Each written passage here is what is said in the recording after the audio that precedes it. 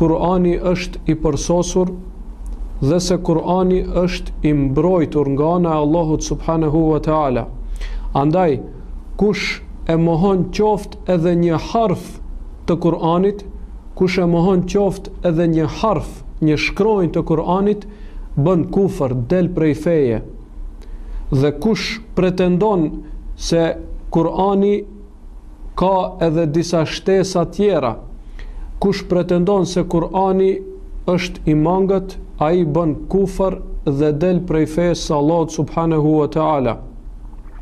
Pra, Kur'ani është i përsosur dhe është i mbrojtur nga ndryshimi, nga shtesa apo nga paksimi. Allahu subhanahu wa ta'ala e ka garantuar këtë libër, sepse do të jetë argument për njerëzit deri në ditën e gjykimit. Pejgamberi alayhis salam është pejgamberi i fundit, pas tij më nuk ka pejgamber. Andaj Kur'ani famlart do të jetë për njerëzit deri në ditën e gjykimit dhe për këtë shkak Allahu e ka mbrojtur. Allahu subhanahu wa taala e ka ruajtur nga çdo lloj ndryshimi apo nga çdo lloj shtese apo paksimi.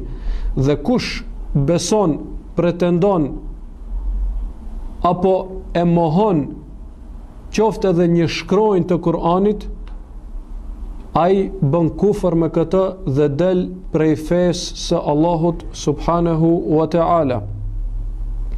Dhe kjo është diçka e njohur tek muslimanët dhe kjo është diçka e vërtetuar. Kur'ani është ai i cili ashtu siç ka zbritur, ashtu ka ngelur tash pas 1400 viteve. Dhe s'ka mundësi dikush të pretendoj diçka tjetër.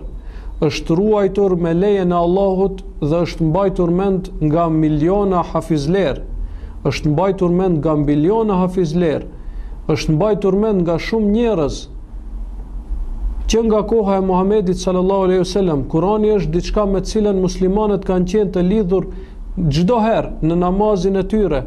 Çdo herë traditë është që në Taravi të këndohet Kurani komplet. Kjo tradit ka ngelur në Medinë deri sot e kësaj dite.